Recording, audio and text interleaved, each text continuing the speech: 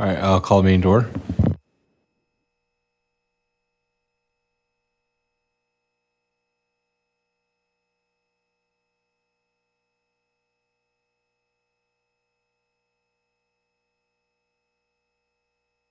Are we properly noticed?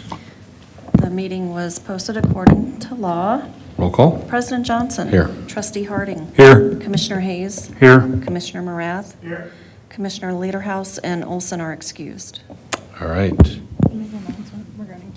Yeah, so anybody who's watching this recorded or streaming, we're still having some problems with our cameras. Audio works, but not the video, so apologies for that. Do you want to say anything during citizen participation? All right, then we will skip citizen participation. We'll move on to approval of minutes from February 9th.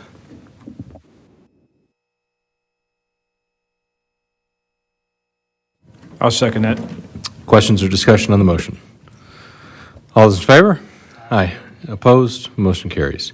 Ordinances and code amendments. Item 1, ordinance to amend the village's zoning regulations, Chapter 510, regarding notice requirements for conditional use applications. I will open the public hearing. We've talked about this a bit, but Warren, you want to give us the rundown again?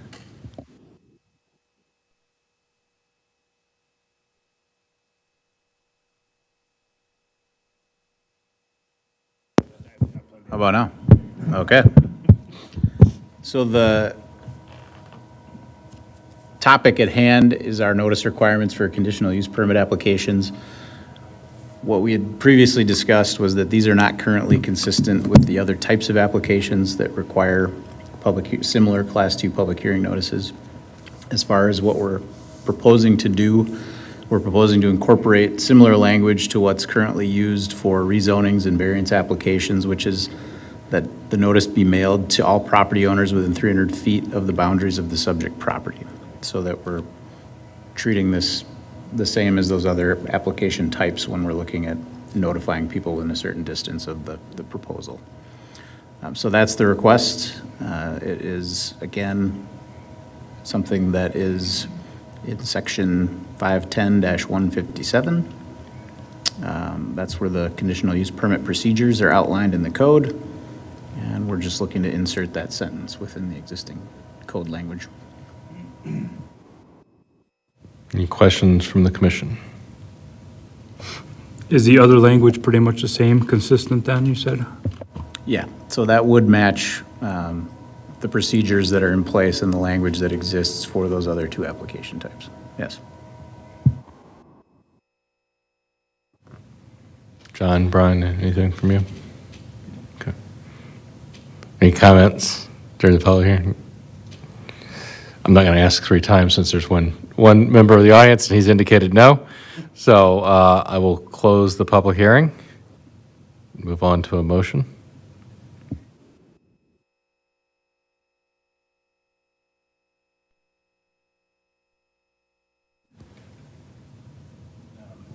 There you go.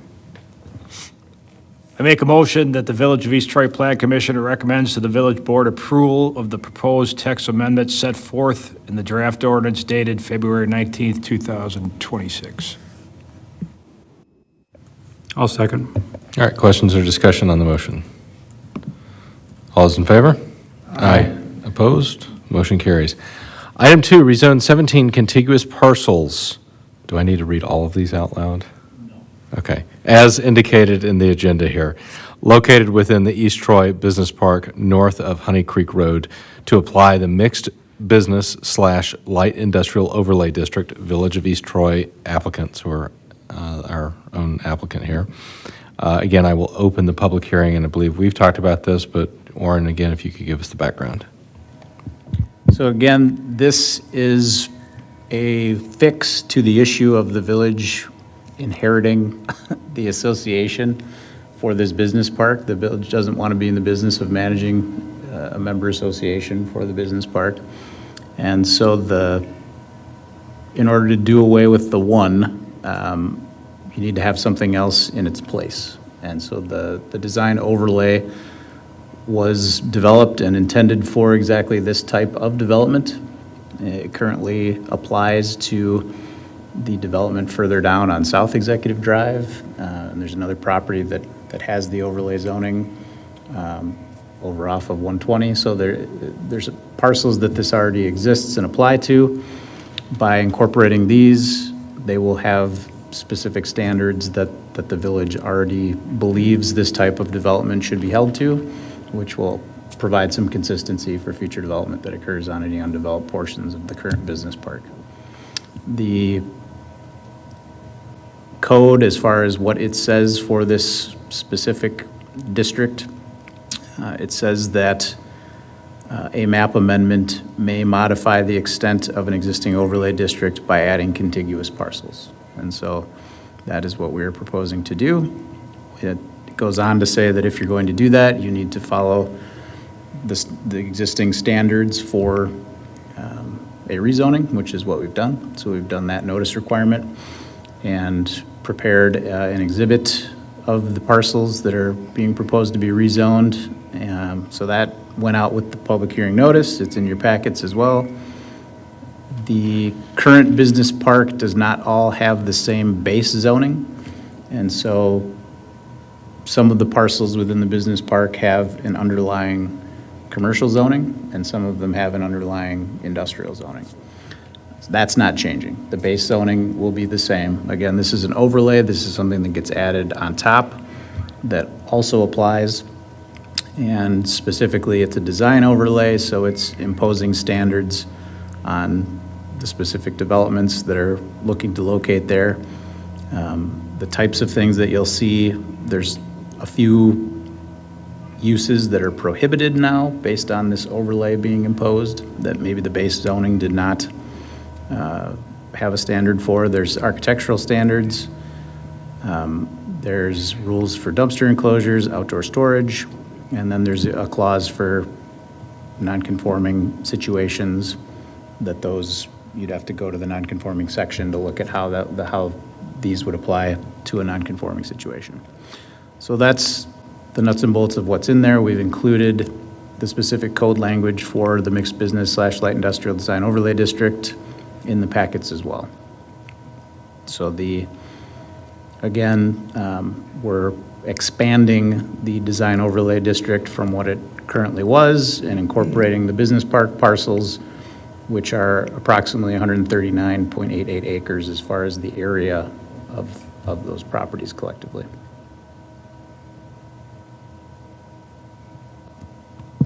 Any questions from the commission?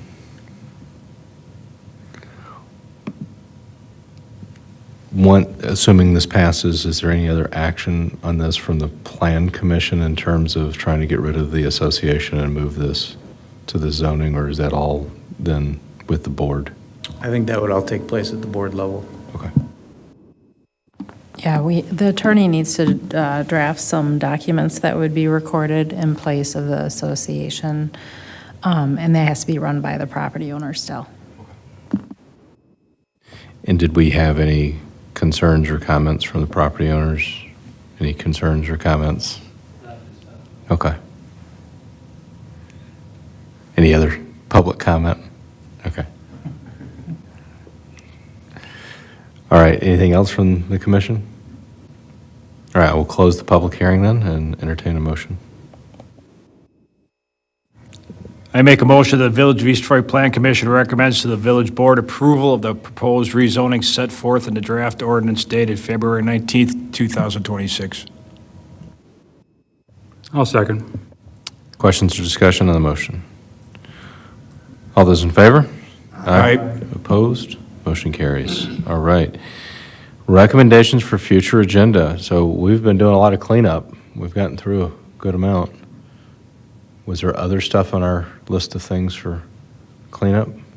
I can do some digging and look through, my notes and the code and previous notes that I inherited from your past zoning administrator and see what else is on there, but there wasn't anything else from our previous agendas. We've gotten through the backlog of things that were on there. Great, thank you. Anything else from your perspective? Okay.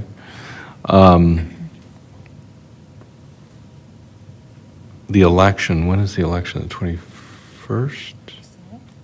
7th, okay. So, okay, I just want to make sure we weren't like meeting the day before.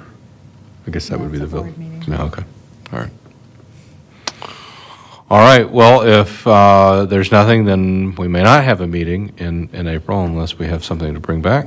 But if we do, it'll be April 13th, and I will move that we adjourn. Second.